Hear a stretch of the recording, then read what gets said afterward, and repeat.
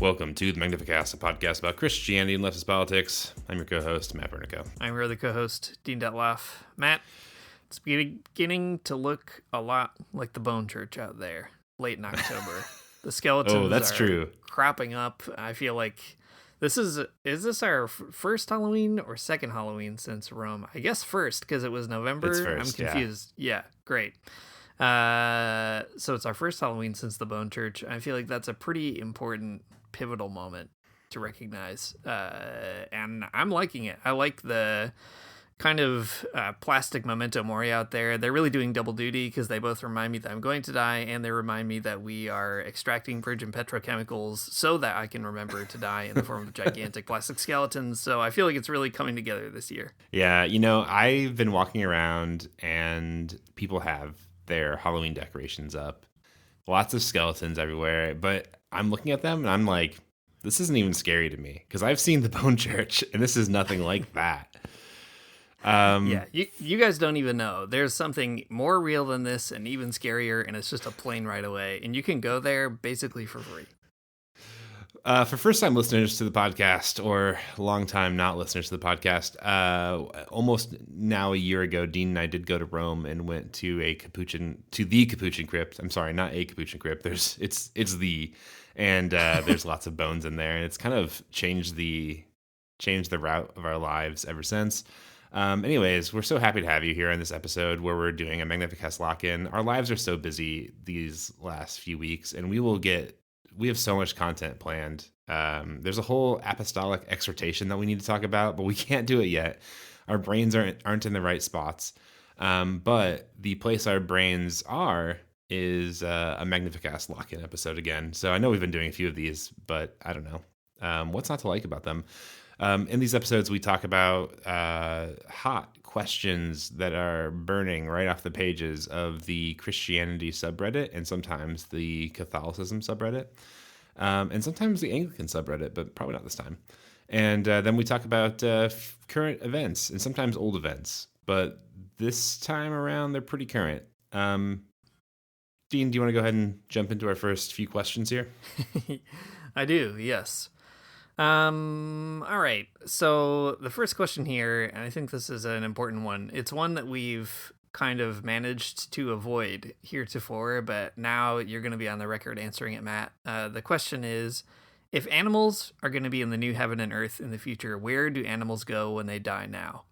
And the reason I'm especially excited to hear you talk about this is I feel like it's getting harder and harder to find questions that allow us to really expand the Magnificast metaphysical universe. And finally, we've come upon one, the animal territory. What are we going to do with all these furry buddies when they die right now? Do they go straight to heaven? Do they go to some secret special place? They obviously do not go to hell. What happens to animals when they die now? That's right. They do not go to hell. No animals go to hell. This is I understand, historically a contentious topic amongst Protestants and Catholics. And I'm here to tell you, animals go to heaven. I'm so sorry. I don't care what Martin Luther or whoever thinks. They all go up there. They're all in heaven, and they're all living great lives over the big rainbow bridge that Kermit the Frog sings about. But where specifically do they go in heaven is a great question. Let's see. Longtime listeners will know that people on the Christianity subreddit have long posited and believed that heaven is kind of like a role-playing game that you get to play, where you can be in Skyrim yourself. And as we all know, there are animals in Skyrim, and the heavenly Skyrim animals. Sorry, this is becoming hard to talk about in our human language. Getting theological, I guess. Need some terms here. The animals in the heavenly Skyrim realm are they're all the animals. They're, it's the horse, it's the cat, it's the dog that you love so very much. And they're up there having their best life, being the Dovahkiin, the dog Dovahkiin, and living their best life. So anyways, that's what they are. They have sort of they get to go to the Skyrim part where animals do live. That sounds pretty good. Now, okay, I'm willing to accept the animals go to heaven, but I think this is the hard part. Where do they go when they die now? Do they go straight to heaven, or do they go to I don't know, like doggy daycare in between. Kind of Sort of confused. the limbo of dogs. What do you mean? Where do they go now? Like, where do we go now? Yeah, well, we haven't even talked about that, but that is not what this question asker is asking. So I think that we can afford to wait until somebody else asks that question. And maybe Okay. the answer to this one will help us one day answer that question about humans. But the more pressing matter of today is what It's happens just the to pets. the animals Just the when pets, they die right? now. Yeah. Okay. Not just the pets. All of the all of the animals. That's right. Yeah. Here's Every the bee, thing. every ant, every parrot, every monkey, all of them right now. Every spider. What? Oh God. They're up there too, though. Unfortunately. Um. Here's the thing: is that when time is different in heaven. I'm pretty sure we've talked about this too. You die, and then you're up there in sort of an instantaneous moment, right? And maybe time is passing differently on Earth, but it's the same for animals as well. They die. They walk over the big rainbow bridge that Kermit the Frog does sing about, and and they're just there instantly. I think kind of irrespective of the human lifespan or any other sort of eschatological events. They're just all up there, I think, immediately, because heaven doesn't have sort of the same bounds. The clocks, they don't work the same way, etc. Right. So you close your eyes here. You're a good dog, a good boy. You Mm-hmm. close your eyes here, and then you open them up, and you're in the big dog park in the sky. The big Skyrim dog park in the sky. Yeah, that's right. Okay, Does I can that? get behind that. Yeah, I think that's good. I think it does still raise the question of, okay, you die, and then you open your eyes up and you're in heaven. But meanwhile, on Earth, a dog that died 50 years ago, where's that dog right now? Yeah, it's confusing. It's confusing, and once again, theological ideas here. But whenever you die, it's like everyone's getting there at the same time, I guess is what I'm trying to say. Whatever, like I said, time, it's not the same. You close your eyes here, you open your eyes there, and everyone is in heaven for the first time. Dogs especially. And we're all getting off the train together. And that's it. No one's there first. Okay. All right. We all get off the train, the big Noah's Ark that goes over the rainbow in the sky, all kinds of metaphors going on. And I think that's fine. I'm willing to accept that for now. And one day when another question comes, I'll probably forget what we said and we'll answer it differently next time. But I think that this is sufficient for this particular moment. I mean, because what else? It doesn't really make sense to me otherwise than we all get there at the same time. Because then it's like some people have just been there for a while and they already know their way around or something. So like your childhood dog gets to show you sort of the ropes. That kind of happens in the Bible, right? You get, in the story of Lazarus and the rich man, they die. And then Abraham is like, let me tour you around. Oh, he's already there. To Lazarus. Okay. Yeah. And he seems to kind of know the whole deal. He knows all the rules. He's like, sorry, man, you can't go over the ditch. Like, he's, there's an orientation. Okay. So that could be the case, and maybe I'm wrong. Or are there just special rules for some people like Abraham? Are there are there heavenly tour guides is the bigger question, the bigger theological question that we have not just talked about yet. Are there, for the purpose of this question, are there heavenly guide dogs? You get there and all the dogs you've ever had, they kind of tour you around like a big dog walker. But you're being walked by the dogs. Yeah. That sounds like heaven to me. All right. What do you got over there in your big bag of questions, Matt? Man, I'm feeling so sad about the pets. I gotta get up there with them. So important. You will just be a good boy. You know how like Donald Trump lately, in like the last, I don't know, few months, he just keeps talking about heaven so much, where he's constantly just like, oh, well, I'm doing this because I gotta get up to heaven, and I feel like he knows that the pets are up there, and he's gonna be in big trouble if he doesn't get to see his dogs again. Or it's true, although. On that, he said he didn't even think he was going to go to heaven. And I thought, that is the scariest thing I've ever heard this person say, because We all know that Donald Trump's conscience is not really moved by whether or not he goes to heaven. But I do think that's like the one secret Hail Mary pitch that Christianity has had for rich people is like, maybe we can't stop you from being bad, but we can at least kind of make you like maybe late at night, you have some indigestion and you're like reconsidering something. And then Uncle Scrooge style, you're like, what day is it? Go get me a big goose. Like something could just kind of happen. And that's because you're afraid that you're not going to go to heaven. But if you don't even believe that, then you've got nothing to lose. That's pretty spooky, I gotta say. I know. I think so too. So, anyways, that's terrifying. I can't think about that right now. Okay, but here's something I can think about. This is from the Catholicism subreddit, asked 2 days ago. And I gotta tell you, this is not a funny question, but it is a question that has funny answers to it. So we'll just see how we feel. And I'm not gonna read it all either because it's not fun. Anyways, the post is called Judgment in Trad Circles. I feel like there's a lot of judgment in more traditional churches when you don't fit the trad ideal. I recently commented about this on a different post, and I'd like to know if there's someone in a similar situation. Here's the situation. This person and their fiance are both recent converts to Catholicism, and in their late 20s, and they are living together. They were living together when they converted, and they are still living together because that's how, I don't know, normal people live their lives in 2025. Anyways, they're living together now. They've converted to Catholicism, and now they're taking marriage courses, which, again, like all going above and beyond, I think, what is the norm and what is even like easy for people to do.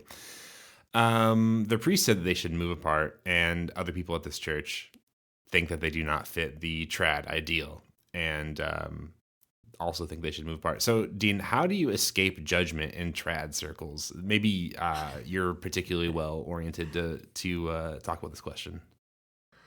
Oh man, I don't know. I just go there and I look for opportunities to be judged. So I feel like I have the opposite problem. How do you go and kind of create the more interesting, appropriate judgments? Because you can be judged for goofy things, for wrong things. You didn't stand up at the right time. You didn't kneel at the right time. You forgot to wear a super special piece of clothing on the feast day of Saint Bob or whatever. But I think, you want to get in there and get judged for the right reasons, which are, I don't know, you decided to do like an extra special, cooler genuflection on your way out, like the equivalent of doing a kickflip without a skateboard. And that's the kind of thing a trad would be like, I don't know about that, but technically there's nothing wrong with it. I feel like that's what you really need to seek. You can't prevent the trads from judging you, but you can give them better judgments to have. Oh, I hear. Okay, wait. So you're saying the trads are going to judge you either way. I hear that. Right. That makes sense to me. And I think that's probably true for all Christians, but it seems especially true for more traditional Christians. But what I hear you saying is that you should also do some things that will cause them to judge you, so that maybe kind of like throws them off the trail of the rest of it. Like, yeah, give them something to judge about. Give them something to judge about. You're like a ship dropping explosive depth charges so that the submarine can't find them or something. That's exactly what you're like. You're just like that. You're doing something. Okay, so can you give some more examples? So there's a big genuflect that you do that's like a little too showy. What else? Mm-hmm. What else would you do? Okay, you could bring like a missile, like the thing, an MISSAL, not a gun missile. A missile so you can follow along with the liturgy, but it's like mega extra large print. Which, again, there's nothing wrong with it, but it is sort of like a Harpo Marx-sized book that you're holding in the middle of Mass. I feel like those are the kinds of things you want to do. Yeah, that sounds cool. And that would be like, they would definitely judge you for that, and they would be so busy judging you for your ostentatious missile that they would forget all about your other things that you could be judging you about.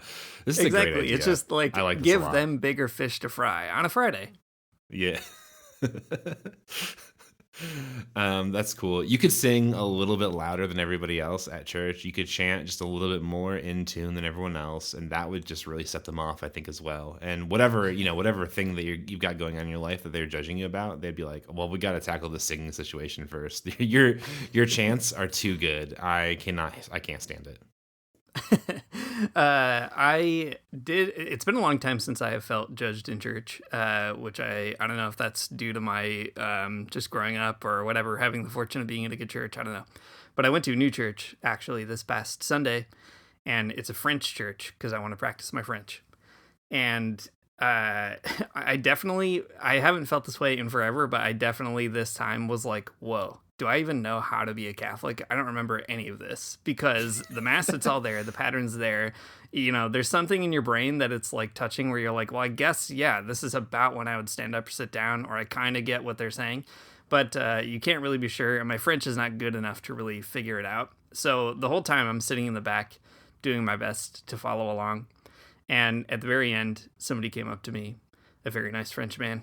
And he asked me in French if I spoke French. To which I said no.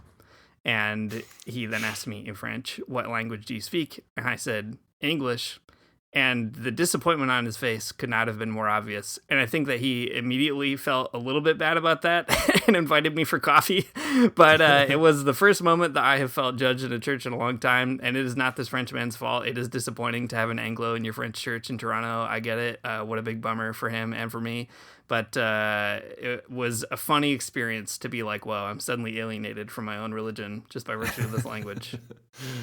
That is so interesting. You were picking the funniest ways to learn French. Normal people, they do Duolingo, but you're playing Tony Hawk and you're going to French church, and I think that's kind of messed up. I'm just trying to do what I would normally do in French. I feel like that's the only way I'm going to learn it. I've tried it all. I've tried classes. I've tried Duolingo. I do the apps. I listen to music. I watch the CBC in French. They're all boring. What you got to do is just do all the things that you think are already cool. And at the very least, you might not learn French, but you'll have done the stuff you're supposed to do. I feel like I can get behind that strategy. To avoid being judged, you just need to go do something that is like, lean into a different type of judgment to sort of make people not notice other things that they might judge about you. I think that's great. That's right. By the way, I do want to say it's fine if you live with your partner before you're married. It's okay. Let this person on the podcast tell you that it's probably fine. Don't worry about it. And don't let people judge you for that. Instead, go to a different church that speaks a different language and then have them be disappointed at you for a whole different set of reasons. It's great. All right. I've got one for you, Matt. This one, I think, is really good. I got to tell you. Sometimes you find a question and you're like, I don't know, we'll squeeze what we can out of this one. But this one is pretty good. Okay. The question is, why is no one talking about how dark Frightfest at Six Flags has gotten? Yeah, okay. The body of the text is pretty good. And since this person says, why is no one talking about it, we're going to really help them out because we're going to talk about it. But first of all, I would like to say they have a huge point because I've not been talking about this, and that's right. Thank you for bringing it to my attention. Raising a real issue. This person says, I love roller coasters and horror movies, so I didn't expect to be truly shocked at a theme park. I went to Six Flags for Fright Fest expecting normal Halloween fun, monsters, jump scares, ghosts, zombies, etc. But what I saw went way beyond that.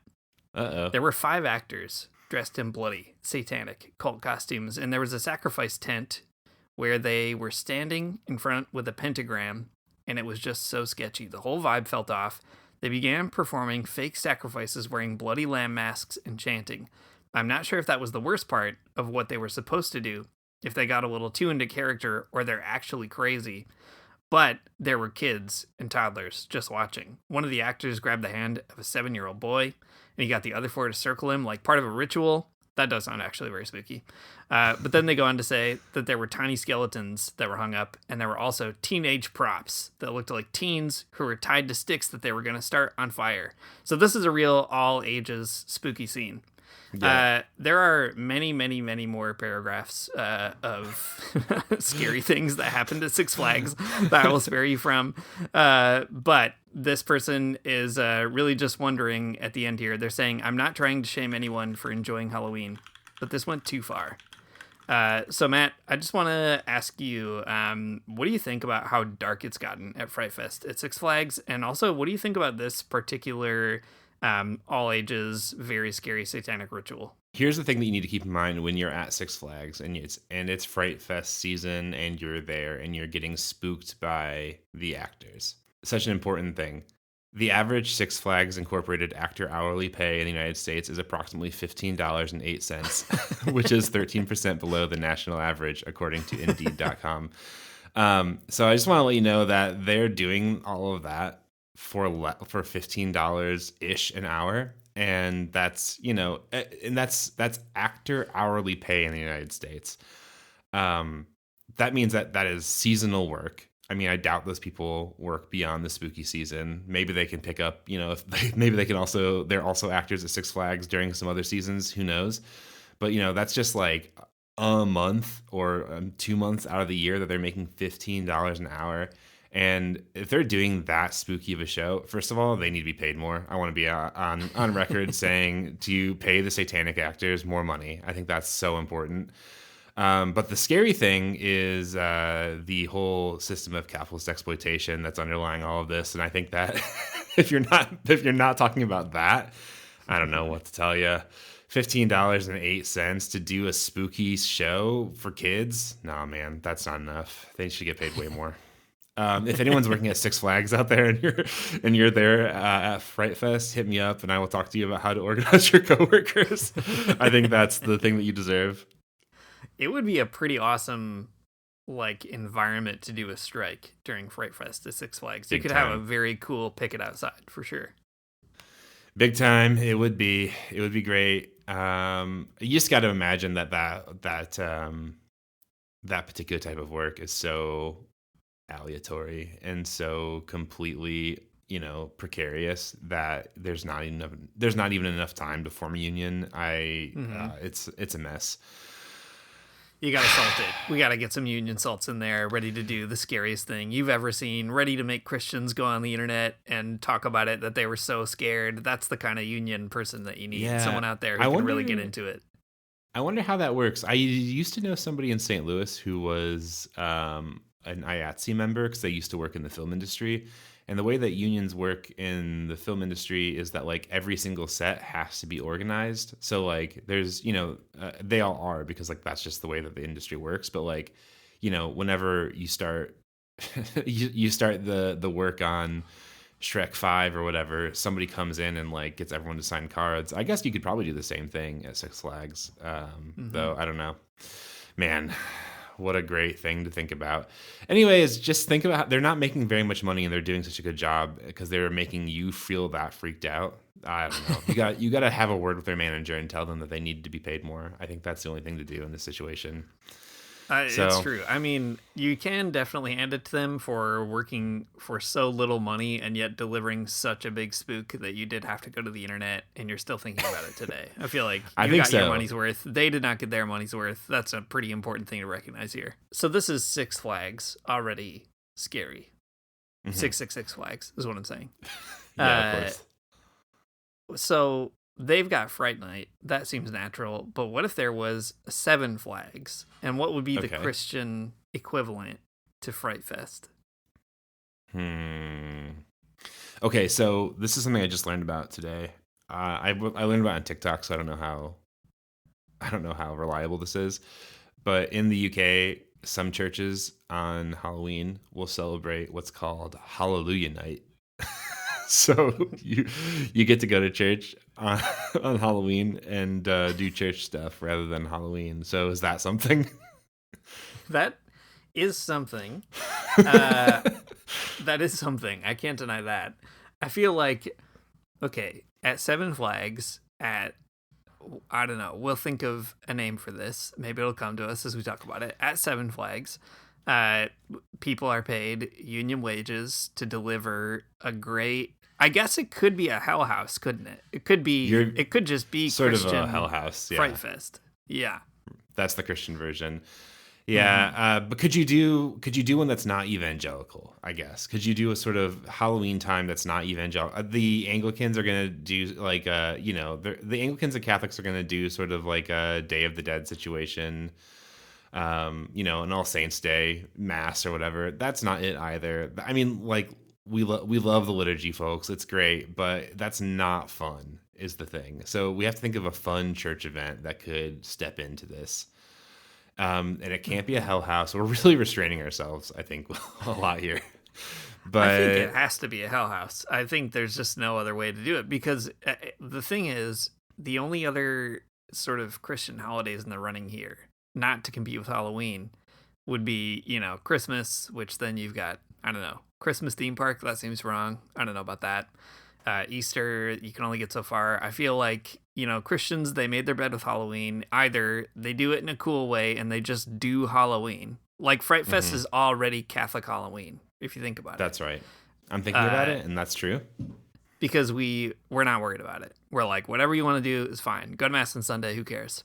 But I think this one, Evangelical Hell House, I feel like it has the added advantage of you're scared you don't want to go to hell, and then you do get on a ride that you think could break down, like you're afraid on the roller coaster you could die. But good news, you already gave your life to Christ on your way to the ride, so it actually empowers you to do the big roller coaster you would never do at Fright Fest. Oh, okay. So it's just going to Fright Fest and knowing that Jesus has your back is what I'm hearing. Yeah, and also not smoking cigarettes anymore or looking at bad movies. Well, they don't let you smoke inside Six Flags anyway, so you're safe. All right, I have one more question for you. I'm gonna have a hard time recovering from Fright Fest as an idea. Okay. Anyways, here's the question. It's from the Christianity subreddit. It's 4 years old, so I'm a latecomer to this one, but I did search this particular phrase, and you'll know what it is in just a minute, because I heard someone make a joke about it, and I thought, I bet somebody said something about this on the Christianity subreddit, and I was correct. There's more than one post about this, so buckle up. Is it wrong to have a waifu, especially an angel/fictionalized saint? Is it wrong to have one of those as your waifu, Dean? Many people in the anime/manga community tend to have a waifu, a fictional character from an anime, manga, or game that they feel attached to, and usually they imagine that they have a romantic relationship with these characters in their thoughts. Some, like me, this is the writer, not me. This is the OP. Some, like me, have fictional angels and or fictionalized saints as a waifu. One question: is it wrong or bad to have such characters as a waifu? And whether and is the person who has the waifu bad? Is it wrong to do this? And am I bad for doing it? Wow. A lot of nested issues here. Because also, angels famously cannot even be married. So, hang on. Pause the conversation right there. Somebody has said this in the comments, and they said this, an important provision to this whole conversation. You can't marry an angel, and you shouldn't desire them. Don't you remember what happened to Sodom and Gomorrah? Right. That's definitely what happened. That's definitely what happened. Think about the Book of Enoch. Think about what happened there. If you think about it, the fallen angels did have human waifus, and that ended up being a problem as well. So something to consider. Right.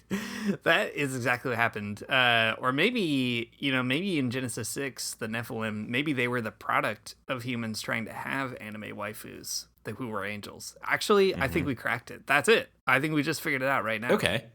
So the answer to the questions then, is it wrong or bad to have them, is yes. And does that make you a bad person? Also, yes, it seems. The first one, yes, for sure, because you will create a race of mutant half-human monsters that will result in the destruction of the earth. So do not, under any circumstances, have an angel waifu. We've been around that corner before. We don't like what we find. Whether or not you're a bad person for doing it, I think is more of an open question, but I will say all the people who did do it perished in a flood. And I don't know. I don't want to test that precedent. That's what I would say. Okay, a very good point. I think angels, that to me seems like such an easy no. But the other possible waifu in this situation is a saint, and I think that's even worse. Like the spawning a sort of half human monster. Yeah, that's bad. We can all agree. But like you can't do that to saints, because like they're trying to live like a chaste life or whatever, and you're doing this to them? Are you kidding me? That's so much worse. Okay. Hang on. I'm going to say something that I don't think, and it's so important that I preface it that way. Okay. What if, okay, so medieval women in particular, they would have no, a okay. sexual No, I relationship know. with Jesus Christ. Yeah, okay. And are they making Jesus their waifu? Now, as I said, I don't think so. It's so important that anyone listening to this podcast knows I don't think that. But I'm asking you, Matt. I'm asking what you think about that, Matt. That idea that anyone could have had and just happened to be formed in my brain, and now I'm telling it to you. Okay. So do I think that? Of course I don't. Good. Of course I can't think that. It's so important. But in a big way. Isn't that exactly the case? Isn't it exactly the case that the church is Jesus's waifu? That's it. We made it. We finally got there. So there's a bad way of doing the waifu, and there's a good way of doing the waifu. And when I say doing the waifu, what I'm saying is thinking about having one. Anyway, I think that's probably enough. Yeah, I think so too. I think that's all I can handle. Frightfest was very difficult, and this question was even worse. So I'm good to talk about something else.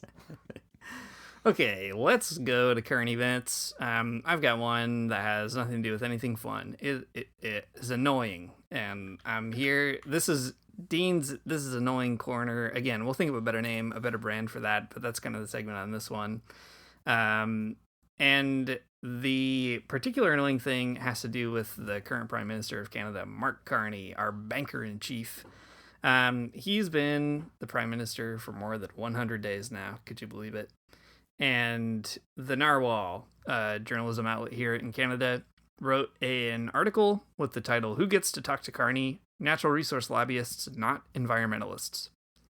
And Carney's government so far has been characterized by basically being kind of like a technocrat government, but even worse than that, because the technocrats are not even good. It's like a technocrat government that is actually a banker's government. It's a government that's been characterized by not listening to civil society, but definitely listening to industry people, business people, etc. And what this article pointed out is that 60% of lobbying records in Carney's first 100 days were from oil and gas, mining, and other industry groups, which is pretty bad. So those are the groups who are getting the majority of the Prime Minister's time and also shaping policy. And throughout the article, the author notes that other environmental organizations had constantly asked for meetings, and none of them got any. So the government would occasionally acknowledge the receipt of a request for an invitation and then not meet with anybody. And unsurprisingly, the Prime Minister's office also did not reply to requests for comment on this reality, which is pretty bad. And what I think is important about this is, first of all, I guess it's kind of unsurprising, whatever, like the government is listening to big industry and oil and all that kind of stuff. But what I find especially kind of, instructive about this reality 100 days in is that, like, it's such a interesting sort of revelation of how Canadian politics work to me, in particular, a person who is now officially Canadian, but still I feel like hopelessly formed by being a person from the United States, which is to say, like, condemned to be crabby about the government for my whole life. Anyway, during the Canadian election, there was so much optimism around Mark Carney, in part because it seemed like he was going to be like a counter to Donald Trump, and also because the right-wing contender Poilievre was very bad. But people talked about Carney in such a wild, almost messianic kind of way. He had previously had a role at the UN for trying to mobilize private capital to invest in climate stuff. So people were like, he has, climate change as part of his agenda. He wrote a book about values and how values are important, all this kind of stuff. And the delusion that Canadians kind of worked themselves into was that Carney was going to take Canada in a kind of like progressive direction away from, as like a foil to what's going on in the United States. So in the US, you have like a government of dunces who are just like destroying the planet. In Canada, by contrast, you'd have a government of experts who are like finally getting our house in order. And instead, what we have is actually another government of dunces, but they're like, I don't know, listening to the worst of the worst, the people who are actively destroying the planet, the oil and gas industry in particular. And I think it's like such a kind of cautionary tale, but also a really important kind of moment to realize that, like, I don't know, if a banker is running to run your country, you probably should not assume that they're going to run it in a way that doesn't seem like the way a banker would run a country, which is to say, not interested in what you have to think about it. So I don't know. It's making me pretty crabby. It's really bumming me out. Canada is backsliding on everything, and we are just poised to continue destroying the planet. And I think the big challenge for people on the left meeting the moment in Canada, but also throughout the world, is to recognize that, like, the response of the global ruling elite to the bizarre insanity of Donald Trump has not actually been to put forward like a more progressive alternative. It's actually been to like double down on neoliberalism and double down on fossil fuels, even though you get some like occasional rhetoric to the contrary.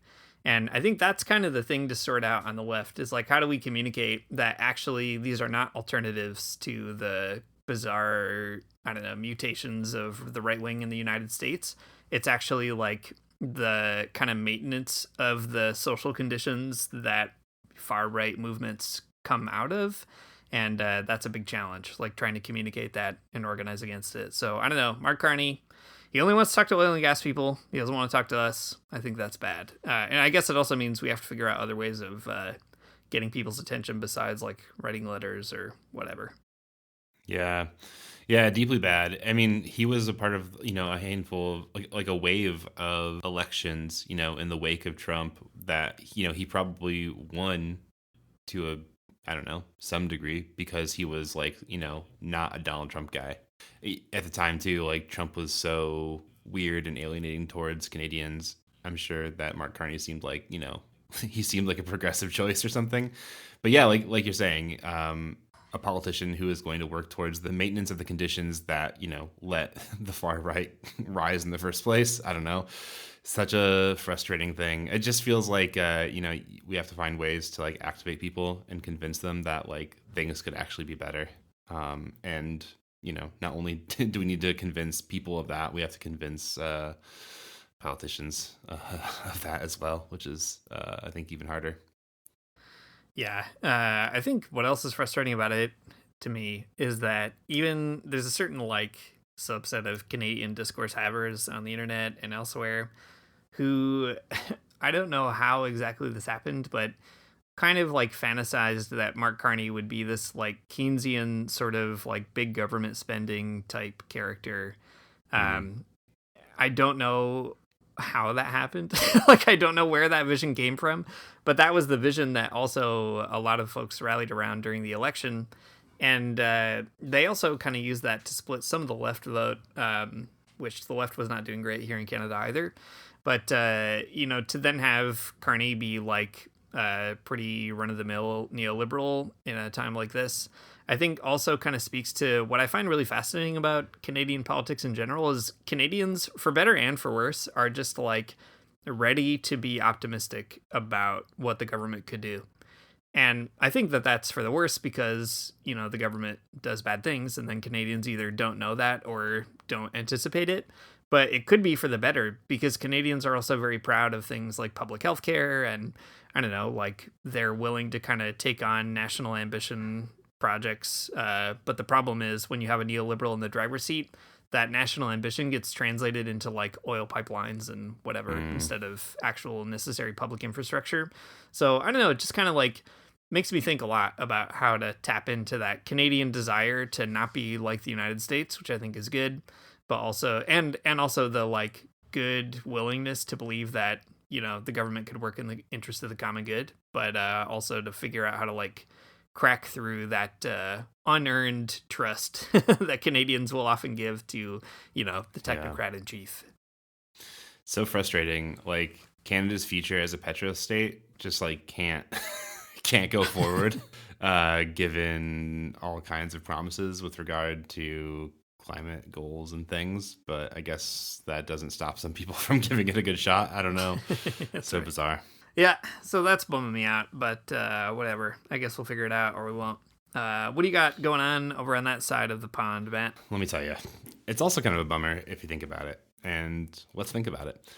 This is a headline from the Episcopal News Service. The ENS? The ENS, that's the one. GAFCON says its members will leave the Anglican Communion to form a rival network. The conservative Anglican network that's called GAFCON, which stands for the Global Anglican Future Conference, an acronym that was not on the tip of my tongue at all, which is a mix of Anglican leaders from largely the global south, save a few kind of outliers like Australia and Northern Ireland. They released a statement on October 16th saying that it would disengage the Anglican Communion's existing deliberative bodies and create a rival to the Anglican Communion with an unspecified number of provinces. The message that they released, the press release basically, was called "The Future Has Arrived," and they posted it to the GAFCON website. It was signed by Archbishop Laurent Mabanda of Rwanda, and he's the chair of the network. The network is run by a primates council, which is, kind of just the way the Anglican Church works, more or less. That's the polity.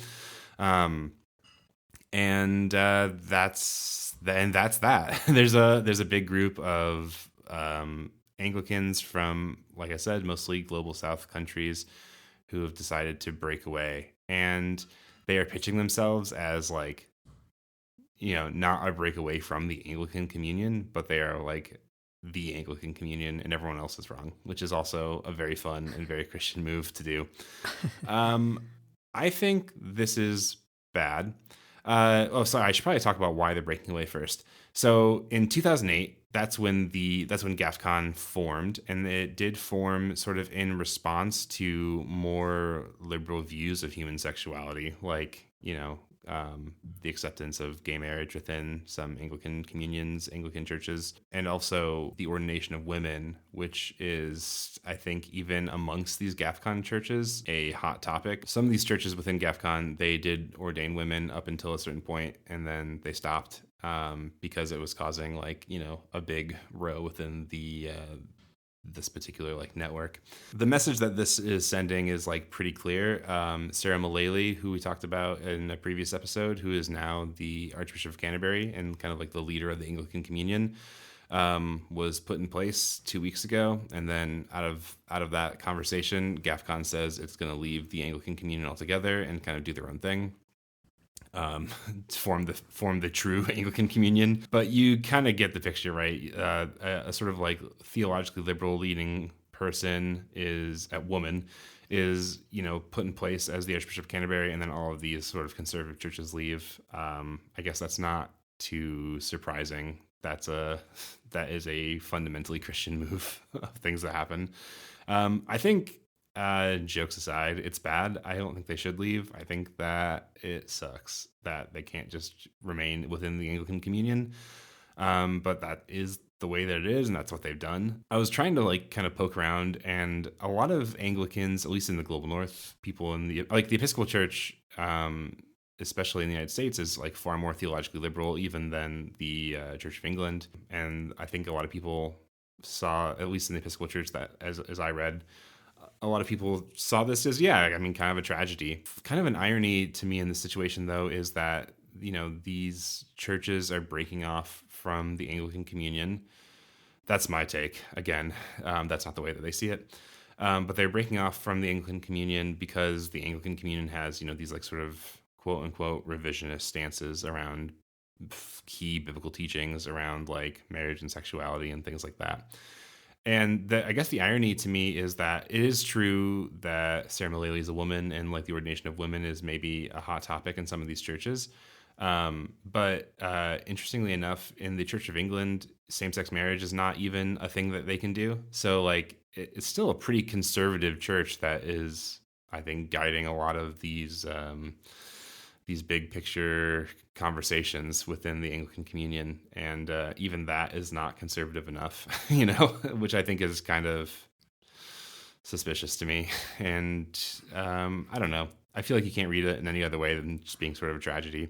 Reading some of the other commentary, I was wondering if there was a conservative take on this, if there was like an evangelical take, and there is on the Gospel Coalition website. They are very psyched about this whole thing. So there's an article that says, "The future of Anglicanism has arrived. What GAFCON statement means for evangelicals," written by Paul Donison, a guy who I don't know anything about, and that's okay.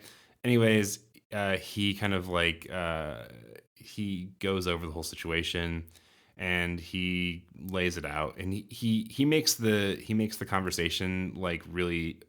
The thing that he emphasizes in this is that is the revisionism of the sort of liberal parts of the church. That's what evangelicals do, and I guess is not surprising. But what he does say that is kind of interesting to me, and I think kind of gross, is that he has a section in this article that's called "The Significance for Evangelicals." The first of the three implications is the courage of Global South Christians, who represent the majority of Anglicans. They have refused to compromise on Scripture. They have chosen faithfulness over institutional loyalty. This is a powerful example for all evangelicals wrestling with similar pressures in their own denominations. And I don't know, just treating people in the Global South as people who are like homophobic or transphobic is, I don't know, just like a big choice to make. Is a big choice to make in this article. I don't know. And there's no sort of like data to back any of this up. This is just like sort of an idea that he's putting forward. So there's that. The second thing that he says, that the second bit of significance this has for evangelicals, is that it is a model for biblical reformation. And he says, when church structures fail, Christians are not called to abandon the faith, but to reform the church according to the word. So very funny that the evangelical guy is like, yeah, when your church is doing something you don't like, you should split off from it. Like, yes, very evangelical advice. We get it. You're a Protestant. No big deal. And the last thing is the centrality of Scripture, but you guys know the deal on that already. Who cares? Lots of interesting things to say about this, and maybe to see what happens in the coming weeks around GAFCON and like what the split will actually look like. Some of the specifics aren't exactly clear, because what it means to leave the Anglican Communion is like leaving some of like the big deliberative bodies that exist that like make decisions and policies and things within the big communion, and those are sort of dispersed and weird. So I guess we'll see what it actually looks like to have a separate rival Anglican Communion out there in the world. It is a bummer when Christians split over stuff that is, I think, I don't know, reconcilable, but it just would mean that they would have to accept the same-sex marriage and trans people and the ordination of women, and those to me seem like not very big issues, but I don't know. That's me. But that's GAFCON. Dean, what do you think? What's your hot take? Man, I mean, it I'm sure is very complicated. I don't know a lot about it, but it mirrors conversations that happen in the Catholic Church. Like, you know, the thing that I think about as an analogy is when Pope Francis allowed for the blessing of civil unions, which is not a marriage and not even something you can really do. I don't know. It has no analogy to marriage per se, but it was Pope Francis's way of kind of carving out a little space for affirming that, I don't know, gay people exist and they want to be part of the church. Who could have thought? Yeah, right. When that happened, the Bishops' Conference of Africa said together that they would not do it at all across the continent. And that created a huge conversation in the church. They were not threatening to leave the Catholic Church, but there was a big discourse about, like, I don't know, what does the Global South think? What does the Global North think? Who's like determining policy and all that kind of stuff.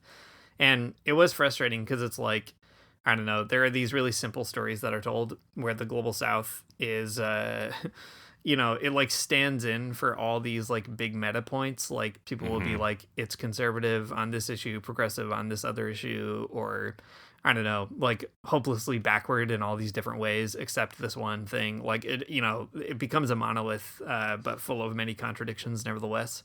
And I find that so frustrating because it's like, I don't know, it's true that there are global divides on social issues, sexual issues, all kinds of other issues across the church. But to kind of suggest that, I don't know, there's just one voice in the global South ends up erasing also the experience of LGBTQ Christians in the global South, of which there are many. And, like, I don't know. It's sad, I guess, that ultimately this comes to be the terms on which the debate is actually had. But I don't know. The thing that really I found, maybe this is just like reflective of being in a pessimistic mood, but the thing I found especially troubling as a Catholic watching it is that you can already sense Catholics pointing to that situation as the reason that Catholics shouldn't make progress on issues related to sexuality, because they'll be like, well, look at what happened to the Anglicans or whatever. And that's really unfortunate. So it will definitely have like a cooling effect, I think, on some of those discourses in my own church and others too. But anyway, yeah, it's a bummer. It's too bad that what should be a very simple issue or a simple set of issues has ended up being something that's like caused a lot of heartbreak for a lot of people. Yeah, absolutely. Yeah, I've been a part of this conversations too, where people use like the seeming conservatism of churches in the global South as like a bludgeon to be like, well, this is why, you should actually, a bludgeon in like a very bad faith way to be like, well, you can say, the church should accept gay people or like, affirm gay marriage or whatever. But like, if you tell the church in the global South to do that, you are like imposing your views on them or whatever like that. And I don't know. Like you said, not a monolith. There are LGBTQ Christians everywhere in the world. And, to say otherwise is to erase their existence. And that sucks. It just sucks. Like, I think the whole discourse is very annoying and, unproductive. So, maybe things will change in the future, but like you said, this could also have a pretty big cooling effect over those conversations, and that's also a tragedy. Lots of tragedy all around. Not great. If you do want a little bit of uplifting Anglican news, though, King Charles going to the Vatican and will be meeting with and praying with Pope Leo, so that's an exciting thing. It's not really exciting. I don't really care about that at all. Again, I don't go to an Anglican church anymore, but I still feel somehow indebted to that whole situation. But it is very funny to have, the king, who is the like supreme governor or whatever it's called of the Church of England, and in turn Anglicanism, going to meet his biggest rival, who, like, were this like 500 years ago, this would have been the biggest problem in the world, but now it's just a nice ecumenical visit, and that's great. So anyways, there's not all hope is lost in the world. Sometimes extremely stupid and fine things happen. That's right. Being fine, I guess, is a sign of progress. It could be bad. Like, people in the UK have literally killed each other for that kind of stuff. So I don't know. Right, exactly. It could be a lot worse. Well, there you have it, folks. Bone Church season is here. We're here for it. If you get out to Six Flags, be on the lookout for child skeletons. I don't know, shield the eyes of your own children or don't. Post about it on Reddit. Who cares? Lots of stuff going on. Probably, maybe next time we'll talk about Dilexite, the big papal apostolic exhortation, but you can read it ahead and do some homework. What else should we say? I guess we can close off. Our music is by Mari Armstrong. The outro is by The Illogical Spoon, and we'll see you next week.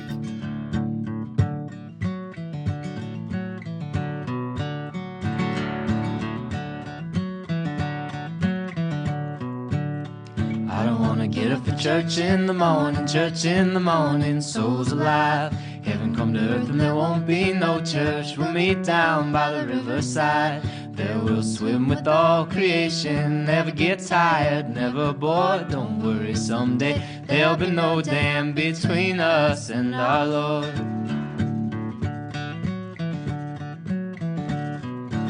Jackson, you keep your hoods up. Keep your hoods up and you stay up late. In Jackson, you keep your hoods up. Well, you keep your hoods up and you stay up late.